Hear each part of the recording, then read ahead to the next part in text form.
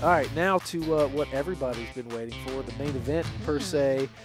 Ding, ding, ding. Yeah, let's talk about Daniel Suarez and Michael McDowell. Oh, man. I have a really big problem with Well, one thing. the thing that stuck out to me was you don't charge a guy if you still got your helmet on. That was my issue. And I said this when Kenseth and Gordon got together in Bristol. I don't know how many years it was.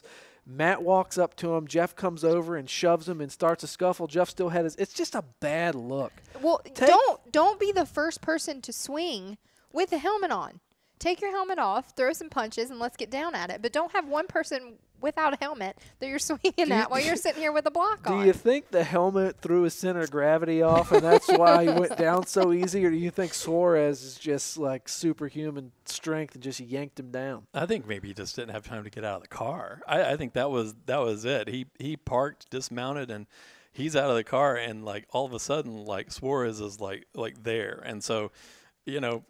I don't know. I don't know that that's an etiquette, like, you know, hockey players remove the visor or whatever. It You know, should yeah, be. yeah. Should be. That should be a Well, black and white, unspoken rule. black and white rule. Take your freaking helmet off. And I do think Suarez was not coming in to attack. He was coming in, I think, to have a No. very heated discussion. Yeah. McDowell threw the first punch.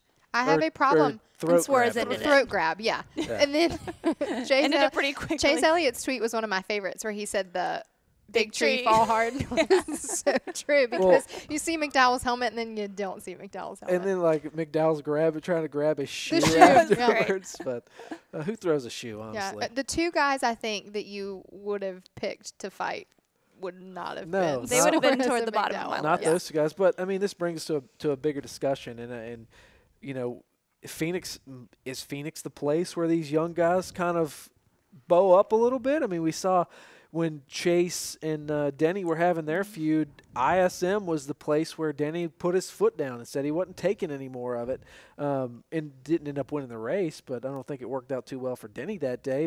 And now we have Suarez. So are we going to see more of this? Are we going to see more of these young guys come into their own and be like, hey, if you don't show me respect, to quote Suarez, we're going to kick your – you know what? I do think that they kind of get some experience under their belt and they start learning who they are as a driver and who they are as a competitor. And I think they get to a point where it's like, all right, I've been nice. I've been the nice guy. I've tried not to stir anything up. Earn some respect Right. first. But now you're, for lack of a better word, you're pissing me off and I'm going to let you know about it. I think once you develop more of a comfort with what you're doing and who you are, and you know that your team's backing you and that you feel like you can go after somebody when they disrespect you, go for it.